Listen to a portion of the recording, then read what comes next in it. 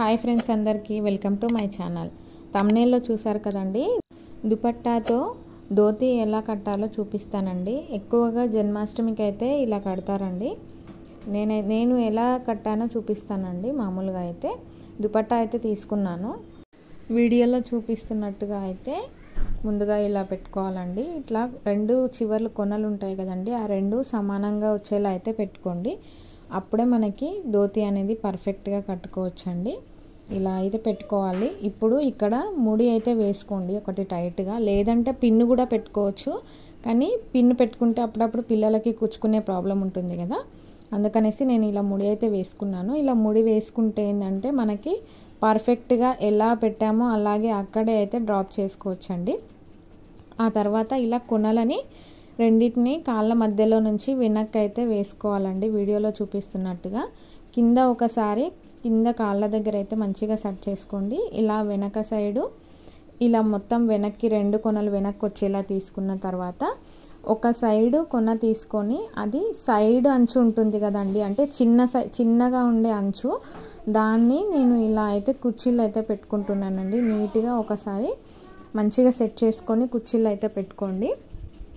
కుర్చీలు ఇలా పెట్టుకున్న తర్వాత కొన అంచు ఉంటుంది కదండి, అది అంచు మనకి బయటికి కనిపించేలా మంచిగా నీట్గా సెట్ చేసుకోండి. సెట్ చేసుకొని అప్పుడు వెనక సైడ్ ఇలా అయితే ఈ కుర్చీలని దోపుకోవాలండి.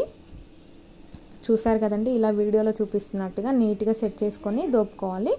ఇప్పుడు ఇంకొక సైడ్ కొన ఉంటుంది కదండి, దాన్ని చిన్నగా ఉన్న కొనని ఇలా దాన్ని కూడా వెనక సైడే దోపేసుకోవాలండి. ఆ తర్వాత దీన్ని ముందు సైడ్కి నేను వీడియోలో చూపిస్తాను, ఒకసారి క్లియర్గా అయితే చూడండి. ముందు సైడ్కి ఇలా అయితే తీసుకోవాలి ఈ కొనని. ఇది సైడ్లో ఉండే చిన్న అంచు, దీన్ని కూడా ఇప్పుడు ముందు సైడ్కి ఇలా అనుకొని దాన్ని కూడా మంచిగా కుర్చీలు అయితే పెట్టుకోవాలండి. వీడియోలో చూపిస్తున్నట్టు ఇలా కుర్చీలు పెట్టుకొని ఇట్లా మలుపుకున్నారంటే మనకి అంచు అనేది గోల్డ్ జరీ ఉంటుంది కదండి, అది ముందుకు వచ్చేలాగా కుర్చీలు పెట్టుకొని ఇలా చూసారా, ఇగో ఇలా సెట్ చేసుకొని దీనైతే ఇప్పుడు ముందు సైడ్ నీట్గా సెట్ చేసుకొని ముందు సైడ్ కూడా దోపుకోవాలండి. కాళ్ళ దగ్గర ఒకసారి మంచిగా నీట్గా అనుకున్న తర్వాత దోపుకోండి, ఎందుకంటే కాళ్ళ దగ్గర కొంచెం పైకి వచ్చే ఛాన్స్ ఉంటుంది. ఇక్కడ చూసారా, ఇలా నీట్గా అయితే పర్ఫెక్ట్గా అయితే సెట్ చేసుకోవచ్చు. ఇక్కడితో అయితే అయిపోయింది. ఇది ఒకసారి అయితే క్లియర్గా చూడండి. ధోతి కట్టడం అయితే అయిపోయిందండి నీట్గా. కానీ నేను దీనికి ఇంకొకటి కూడా యాడ్ చేస్తానండి. రెగ్యులర్గా కృష్ణాష్టమికి పిల్లలకి రెడీ చేస్తాను కదా, చూసారా ఎంత బాగుందో. ఇంకొక చిన్న వెడల్పు ఉండే దుపట్టానైతే తీసుకున్నానండి. వీడియోలో చూపిస్తున్నాను కదా, ఇలా ఉండే, ఇంత చిన్నగా లేకున్నా పెద్దదైనా సరే తీసుకోవచ్చు. కాకపోతే పల్చగా ఉండేది నెట్ క్లాత్ లాంటిది అయితే వెయిట్లెస్ ఉంటుంది కదండి, అలా అయితే తీసుకోండి. దానికి ఒక సైడ్లో నేను ఇలా లేస్ అయితే వేసుకున్నానండి, లుక్ పర్ఫెక్ట్గా ఉంటుంది అనేసి. దాన్ని ఇలా మనకి సైజ్ కోసం ఇట్లా ఈ చివర్లో ఒకసారి ఇలా దోపుకొని ఒకసారి సైజ్ చూసుకోండి. ఇలా చూసుకున్న తర్వాత ఇక్కడ చిన్న కొన కనిపిస్తుంది కదండి, దాన్ని నేను వీడియోలో చూపిస్తున్నట్టుగా చిన్నగా ఫ్రిల్స్ పెట్టుకొని ఇక్కడ ఒక పిన్ అయితే పెట్టుకుంటానండి. తర్వాత కుర్చీలు ఊడిపోకుండా ఉంటాయండి. ఫస్ట్ పిన్ పెట్టుకున్నాం కదా, ఆ పిన్కి మళ్ళీ ఇక్కడ మనం ముందు కట్టుకున్న ధోతికి ఇంకొక పిన్ పెట్టేసి ఈ కుర్చీలను అయితే యాడ్ చేసుకోవాలండి.